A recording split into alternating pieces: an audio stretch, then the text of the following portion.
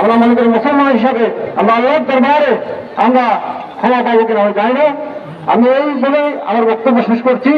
আশা করি আমরা মুসলিম বিশ্ব যদি এক থাকি, সমস্ত আহলে সুন্নাত এবং সমস্ত যারা মুসলমান যারা আসে আমরা যারা এক থাকি, তাহলে ইনশাআল্লাহ এই ইসরায়েলের বর্বরতাকে আমরা রুখে দিতে সক্ষম হব। আসসালামু আলাইকুম ওয়া রাহমাতুল্লাহ।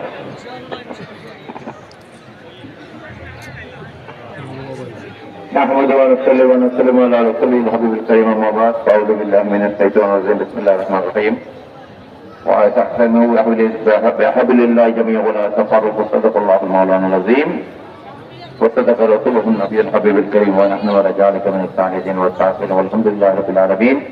আজকে আমরা মাইজবান্ডা দরবার শরীফের তাই ময়দানে সমস্ত আওলাদ পাকদের উপস্থিতিতে আমরা বর্তমান বিশ্বে যে নারকীয় হত্যাকাণ্ড চলছে, যেখানে আমরা মানবিক বিশ্ব গড়ার স্বপ্ন দেখি সারা পৃথিবীর মানুষ, সেই সময়ে একটা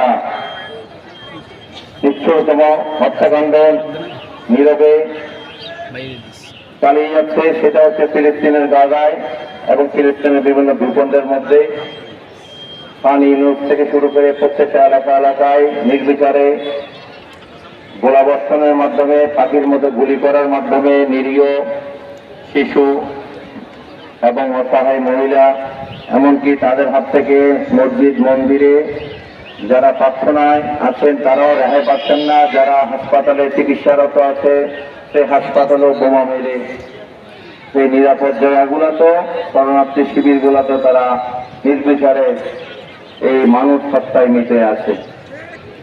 এবং আমরা জানি, আমরা হিটলার মুসলিমের সেই বর্বরতাগুলো আমরা জানি, কিন্তু বর্তমান বিশ্বে বর্তমান সময়ে ইসরায়েলি যে কসাই নেতানিয়াহু যে রাষ্ট্রপ্রধান রয়েছে তার এবং কিছু তার সঙ্গী সাথীদের, বিশ্বের কিছু মোড়লদের প্রত্যক্ষ সহায়তায় এইভাবে মুসলমানদেরকে নিধন করা হচ্ছে। ফিলিস্তিন হচ্ছে মুসলমানদের আবাসভূমি। এই মসজিদুল আকসা এটা মুসলমানদের ঠিকানা। এখানে আমরা মানবিক কারণে এই ইহুদি জনগোষ্ঠীকে জায়গা দিয়েছিল এই মুসলমান জাতি। ভূমি থেকে মুসলমানদেরকে উৎখাত করার ষড়যন্ত্র হচ্ছে। শুধু উৎখাত নয়, নির্বিচারে হত্যা করা হচ্ছে।